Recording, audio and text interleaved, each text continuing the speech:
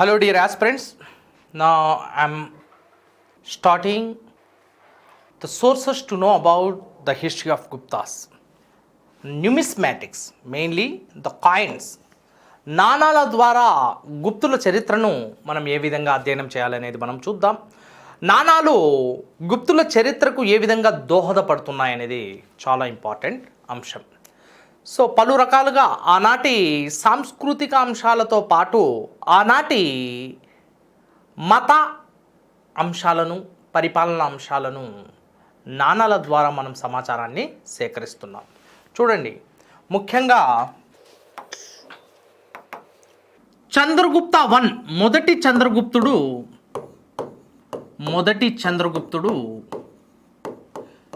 బంగారు నాణాలని వేయిస్తున్నాడు. విపరీతంగా బంగారు నాణాలు వేయిస్తున్నారు. మరి గుప్తులు వేయించిన బంగారు నాణాలను దినార్లు అని పిలిచారు. దినార్లు, right, very very important thing. గుప్తులు వేయించిన వెండి నాణాలను, సిల్వర్ కాయిన్స్ని రూపాయ అంటున్నారు. రూపాయ. గుప్తులు రెండు రకాల నాణాలు వేయిస్తున్నారు, బంగారు నాణాలు మరియు వెండి నాణాలు. So Guptan rulers minted both gold coins as well as silver coins, and the gold coins of Guptas were known as dinars and silver coins were rupayas. So in minting the gold coins, Guptans followed the minting methods of Kushana rulers. కుషానుల యొక్క తరహాలో, కుషానులు ఏ విధంగా అయితే బంగారు నాణాలు వేయించారో, దినార్లు అనే బంగారు నాణాలు కుషానులు కూడా వేయించారు. సో కుషానుల యొక్క బంగారు నాణాల తరహాలోనే గుప్తులు కూడా దినార్లు అని పిలువబడే బంగారు నాణాలను వేయించారు.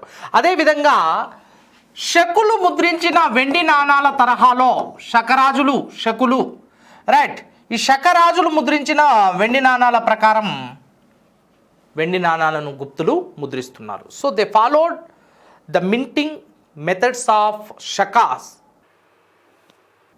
Mainly in minting the silver coins called rupaya అనే వెండి నాణాలను ముద్రించడంలో శకుల యొక్క ప్యాటర్న్ని ఫాలో అయ్యారు.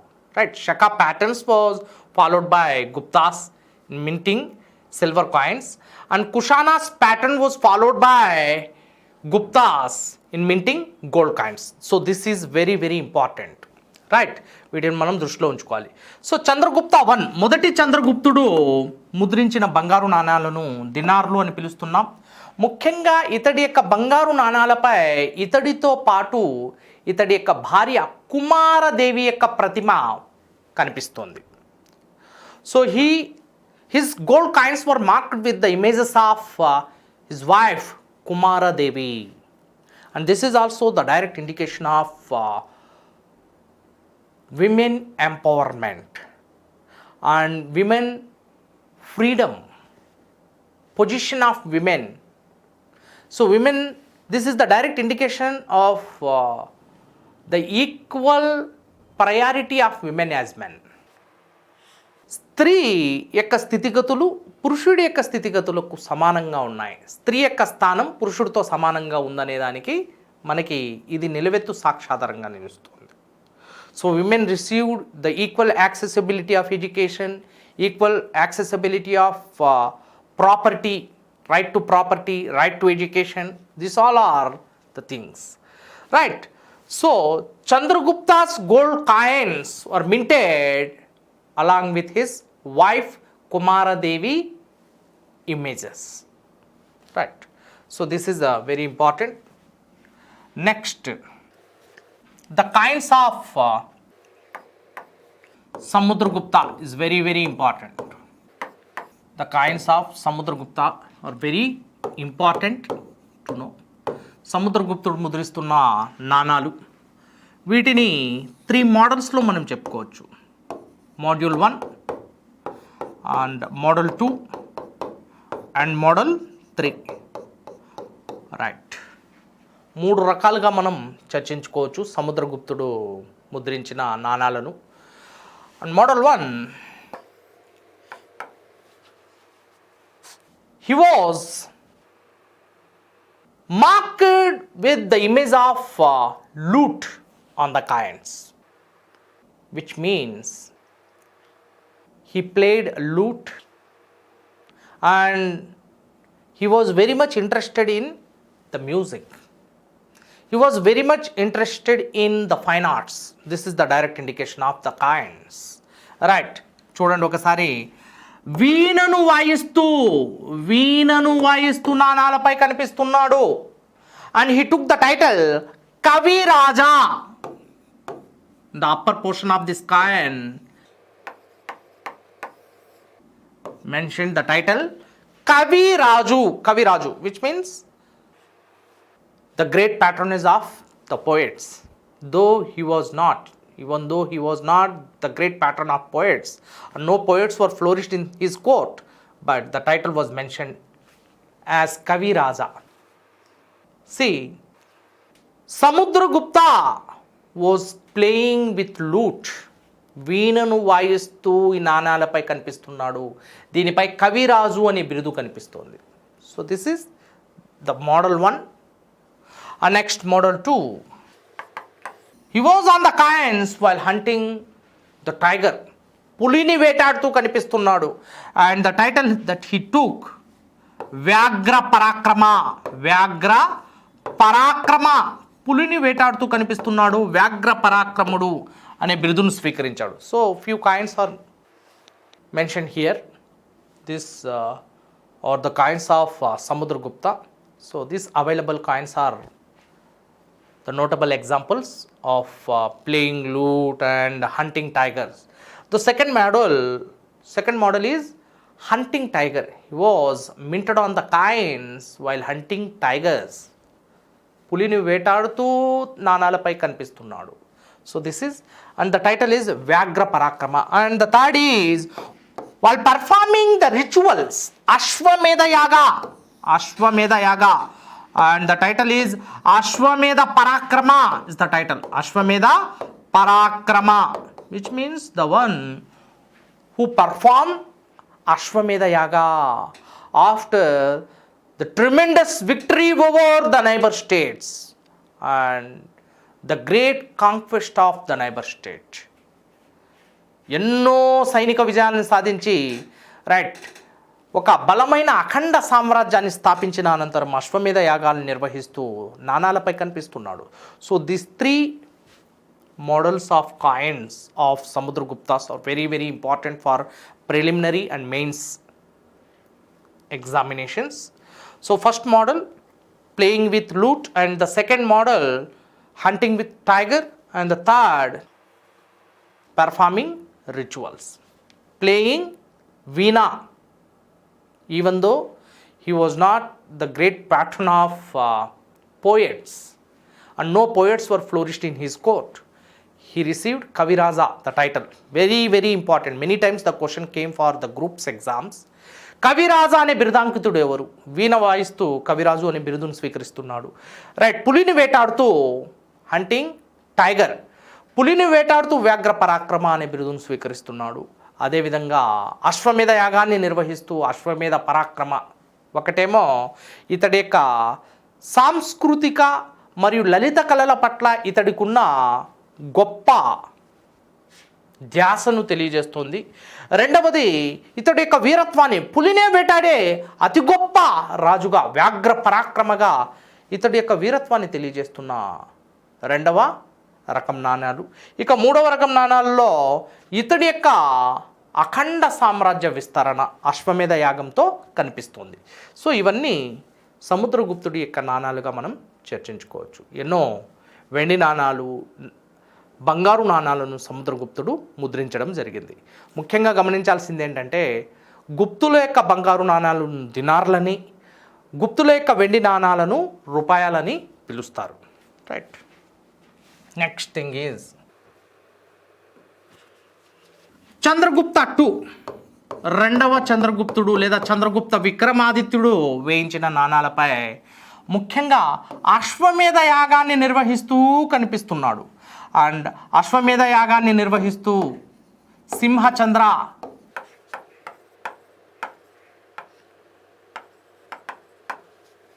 అశ్వమేధ, సింహచంద్ర,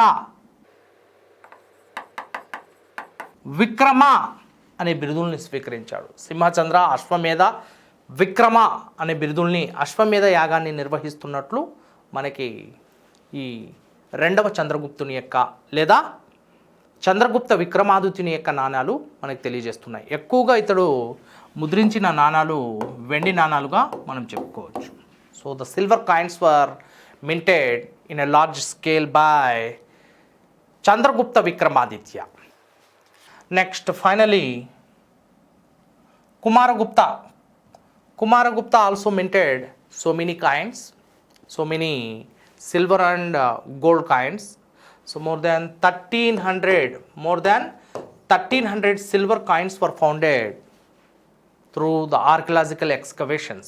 Many coins were exhumed from Nalanda and Bihar, Gaya. So Kumaragupta gave so many coins or mainly silver coins. ఇవన్నీ వెండి నాణాలు అనేటివి మనకి బోధపడుతుంది. ఈ వెండి నాణాల ద్వారా ఎంతో సమాచారాన్ని ఇస్తున్నాడు. ఈ నాణాల మీద చాలా స్పష్టంగా ఆ కాలం నాటి అద్భుతమైన కళాఖండాలను గురించి ప్రస్తావిస్తూ నాణాలను ముద్రించడం జరిగింది కుమారగుప్తుడు.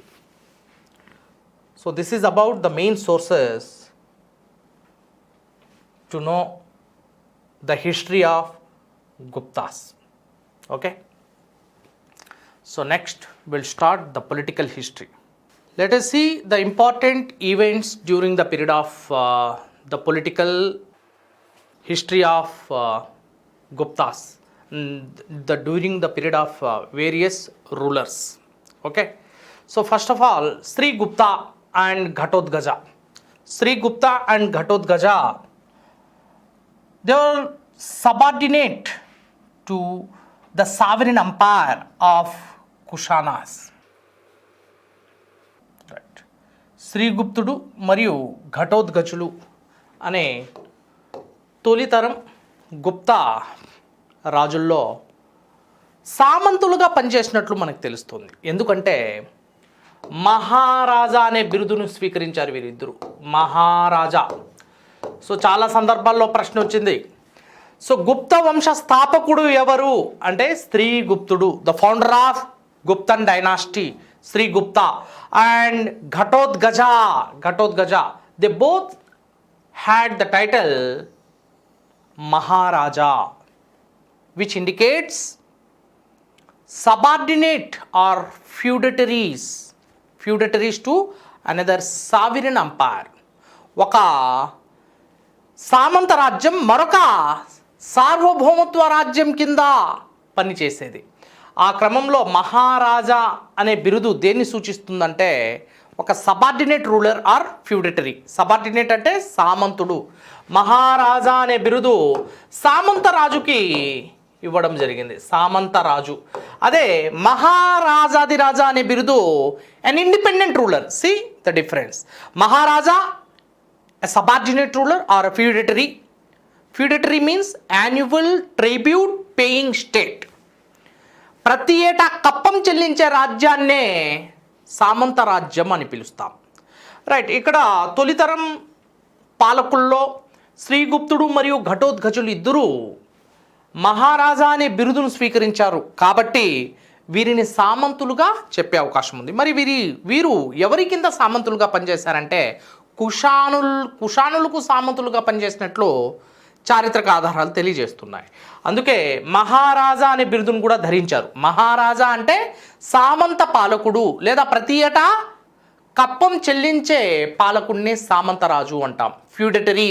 ఫ్యూడటరీ చీఫ్స్ అని పిలుస్తాం ఇంగ్లీష్లో. నెక్స్ట్ మహారాజాది రాజా అనే బిరుదు దేన్ని సూచిస్తుందంటే an ఇండిపెండెంట్ రూలర్. మహారాజాది రాజ విక్రమార్క అంటే స్వతంత్రతను ప్రకటించుకున్న రాజు, స్వతంత్రతను కలిగిన రాజు. అంటే పక్క రాజ్యాల అధీనం నుండి తనను తాను స్వతంత్రతను ప్రకటించుకుని స్వతంత్రంగా పాలించే ఆ రాజునే మహారాజాది రాజా అంటాం. సో ఈ విధంగా మహారాజాది రాజా అనే బిరుదును ధరించిన తొలి గుప్త పాలకుడు చంద్రగుప్త I, మొదటి చంద్రగుప్తుడు.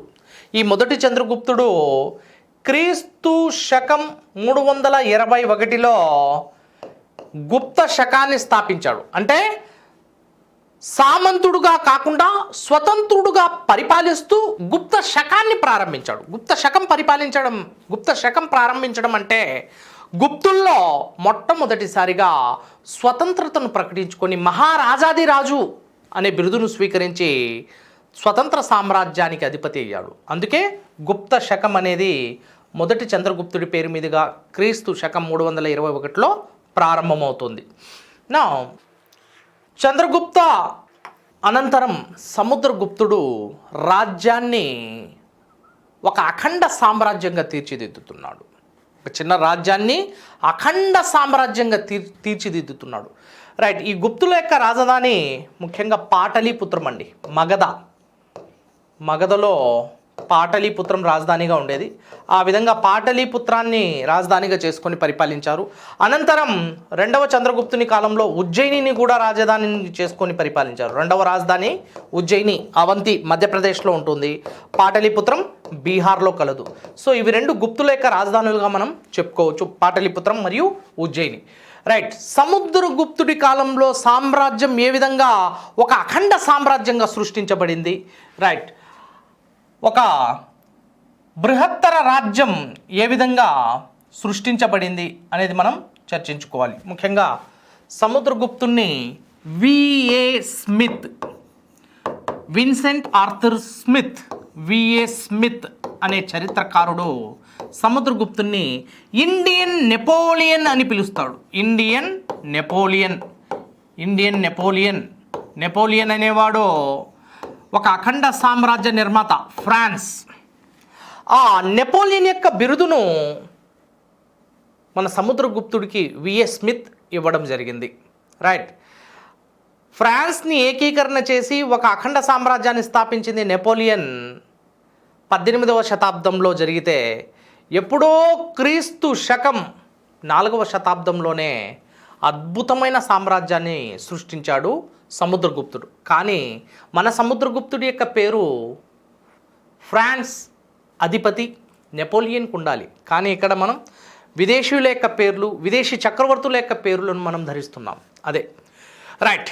ఇండియన్ నెపోలియన్ అని విఎస్ స్మిత్ ఎవరిని పిలుస్తున్నారమ్మా? సముద్రగుప్తుని. Samudragupta had a title Indian Napoleon, he received this title. So Indian Napoleon అంటే ఒక బృహత్తరమైన సామ్రాజ్యాన్ని, అఖండ భారత ఉపఖండాన్ని పరిపాలించాడు, అఖండ సామ్రాజ్యాన్ని స్థాపించాడు కాబట్టి ఇండియన్ నెపోలియన్గా బిరుదు ఇవ్వడం జరిగింది. రైట్. అంతేకాకుండా పరమ భట్టారక, పరమేశ్వర, చక్రవర్తిన్, రాజధీరా, ఇలాంటి పలు బిరుదులు ఒక సామ్రాజ్యాధిపతికి ఉండవలసిన బిరుదులన్నిటినీ గ్రహించాడు సముద్రగుప్తుడు. పరమ భట్టారక, పరమేశ్వర, చక్రవర్తిన్, మహావీర, రాజాదిరాజా ఇలాంటి బిరుదుల్ని గ్రహించి ఒక అఖండ సామ్రాజ్యాన్ని సృష్టించగలిగాడు సముద్రగుప్తుడు. మరి సముద్రగుప్తుడు అఖండ సామ్రాజ్యాన్ని ఏ రాజ్యాలను తన యొక్క ఆధిపత్యంలోకి తీసుకున్నాడు అనేది మనం చర్చిద్దాం.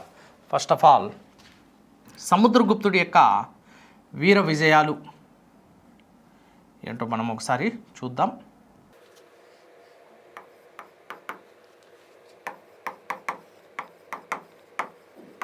ఐదు ప్రాత్యంతములు, 8 ఆర్యవర్తనములు, 8 ఆర్యవర్తనాలు, 12 దక్షిణ రాజ్యాలు, 12 దక్షిణ రాజ్యాలు, 9 గణరాజ్యాలు, 9 గణరాజ్యాలు, 18 ఆటవిక రాజ్యాలు. ఇన్ని రాజ్యాలను జయించాడు సముద్రగుప్తుడు. చూడండి, 5 ప్రాత్యంతములు, 5 బార్డర్ స్టేట్స్, సరిహద్దు రాజ్యాలు అంటాం. ప్రాత్యంతములు అనగా సరిహద్దు రాజ్యాలు. 8 ఆర్యవర్తనాలు, 8 ఉత్తర రాజ్యాలు, ఉత్తర భారతదేశానికి చెందిన రాజ్యాలు. హిమాలయాల దిగువ భాగం నుండి దాదాపు పంజాబ్ వరకు విస్తరించిన ఉత్తర రాజ్యాలన్నీ ఆర్యవర్తనాలుగా పిలువబడ్డాయి. 12 దక్షిణ రాజ్యాలు, వింధ్యా పర్వతాలను దాటి మహారాష్ట్ర, కర్ణాటక వరకు వ్యాపించి ఉన్న 12 దక్షిణ రాజ్యాలను తన యొక్క హస్తగతం చేసుకున్నాడు సముద్రగుప్తుడు. 9 గణరాజ్యాలు, గణ అంటే రిపబ్లికన్ స్టేట్స్ అంటే ప్రజల చేత ఎన్నుకోబడిన రాజ్యాలనే గణరాజ్యాలు అంటున్నాం ఆ కాలంలో. అటువంటి 9 గణరాజ్యాలను తన యొక్క హస్తగతం చేసుకున్నాడు. అంతేకాకుండా హిమాలయ పర్వతాల నుంచి దక్షిణాదిన ఈ మధ్య భారతదేశంలో నర్మదా నది వరకు విస్తరించి ఉన్న 18 ఆటవిక రాజ్యాల్ని కూడా, ట్రైబల్ స్టేట్స్ని కూడా సముద్రగుప్తుడు తన యొక్క హస్తగతం చేసుకున్నాడు. So Samudragupta scored upper hand over many kingdoms like 5 border states, 8 northern states or northern provinces, and 12 southern provinces, and 9 republican provinces, and finally 18 tribal provinces were annexed to the Gupta Empire during the period of Samudragupta, and hence he came to be known as Indian Napoleon, the one who created a vast empire. According to VA Smith ప్రకారం ఈ అద్భుతమైన అఖండ సామ్రాజ్యాన్ని సృష్టించాడు మరియు Indian Napoleon అనే బిరుదుని స్వీకరించినట్లు తెలుస్తోంది. So this is the great victory of Samudragupta. Next రెండవ చంద్రగుప్తుడి గురించి చర్చించుకోవాలి. రెండవ చంద్రగుప్తుణ్ణి షకారి, విక్రమాదిత్య అనే 2 బిరుదుల్ని స్వీకరించాడు. Shakari, the one who killed all Shaka rulers and declared independent. షకులు అందరినీ అంతం చేసి అద్భుతమైన విజయాన్ని సాధించాడు, ఆధిపత్యాన్ని సాధించాడు రెండవ చంద్రగుప్తుడు. అందుకే షకారి అనే బిరుదును స్వీకరించాడు. షకారి అనే బిరుదును స్వీకరించిన గుప్త చక్రవర్తి ఎవరు? రెండవ చంద్రగుప్తుడు. విక్రమాదిత్య, విజయానికి పెట్టింది పేరు విక్రమాదిత్య. ఇతడి యొక్క సాహసానికి, ఇతడి యొక్క వీర విజయాలకు, సైనిక విజయాలకు గాను విక్రమాదిత్య అనే బిరుదు వచ్చింది. రైట్. షకారి అంటే శకరాజులందరినీ అంతమొందించి ఒక అజేయమైన గుప్త సామ్రాజ్యాన్ని స్థాపించగలిగాడు రెండవ చంద్రగుప్తుడు లేదా చంద్రగుప్త విక్రమాదిత్యుడు. వీర విజయాలను సాధించాడు కాబట్టి విక్రమాదిత్య అనే బిరుదుని కూడా స్వీకరించాడు. మరి రెండవ చంద్రగుప్తుడి యొక్క గొప్పతనం ఏంటంటే ఇతడి కాలంలో నవరత్నాలనే 9 గొప్ప కవులు ఉండేవారు. So 9 great literal eminent personalities, gems were flourished in the court of Chandragupta Vikramaditya. Next Kumaragupta. The importance of this Guptan ruler was the major construction of Nalanda University. ఒక అద్భుతమైన విశ్వవిద్యాలయాన్ని భారతదేశంలో నిర్మించాడు. నలంద విశ్వవిద్యాలయం, the great Buddhist learning centre in Indian sub continent is Nalanda university. Nalanda is a residential university. So according to Huan Sang and Chinese Buddhist pilgrims, Nalanda University taught the doctrines of Buddhism, and 1500 foreign students enrolled in the Nalanda University, and they are resided in Nalanda University. And this is not only teaching the great doctrines of Buddha, but also various disciplines and sciences were also taught. And number 2, this is a residential university. Right. Nalanda విశ్వవిద్యాలయం భారతదేశంలోనే అతి గొప్ప బౌద్ధ విశ్వవిద్యాలయం, మొదటి బౌద్ధ విశ్వవిద్యాలయంగా ఖ్యాతిని గడించింది. ఇక్కడ బౌద్ధ విద్యతో పాటు వివిధ శాస్త్రాలకు సంబంధించిన బోధన కూడా ఇవ్వబడింది. వీటితో పాటు ఇక్కడ విదేశీయాల నుంచి వచ్చిన విద్యార్థులకు పూర్తి స్థాయి రెసిడెన్షియల్ అంటే వారిని వసతి గృహాలు ఇచ్చి వారిని బస చేసేందుకు అవకాశాన్ని కల్పిస్తుంది నలంద యూనివర్సిటీ. ఇది బీహార్లో నలంద ప్రాంతంలో ఉంది. బట్ గాట్ రూయిన్డ్, పూర్తిగా శిథిలావస్థలోకి వచ్చేసింది. రైట్. ఈ నలంద యూనివర్సిటీని నిర్మించిన గుప్త పాలకుడు లేదా గుప్త చక్రవర్తి కుమారగుప్తుడు అనేది మనం గుర్తుంచుకోవాలి. See here, have a look on the Nalanda University. It's a great Buddhist learning center. So having many chambers for the learning purpose and the residential purpose as well, right? So ఆ విధంగా శిక్షణ కోసం మరియు శిక్షణ అనంతరం వసతి కోసం విదేశాల నుంచి వచ్చిన బౌద్ధ విద్యార్థులకు అవకాశాన్ని కల్పించింది నలంద విశ్వవిద్యాలయం.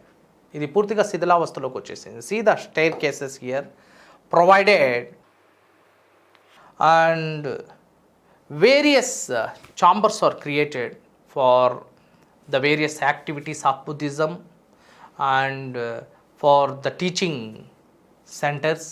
Various chambers and constructions can be seen here. So Nalanda University. But recently the government of India declared that Nalanda University is going to revive. పునరుద్ధరించబడుతుంది నలంద విశ్వవిద్యాలయం అంటూ భారత ప్రభుత్వం ప్రకటించడం జరిగింది. Right, this is about Nalanda university and the credit of making this university as a great Buddhist learning centre goes none other than Kumaragupta. Next Skandagupta. Skandaguptas Bhitari inscription talks the Hunas invasions over India. భారతదేశంపై హూనులు, గుప్త సామ్రాజ్యంపై హూనులు, మధ్య ఆసియా ప్రాంతానికి చెందిన ఆటవిక తెగలు, మిహరకుల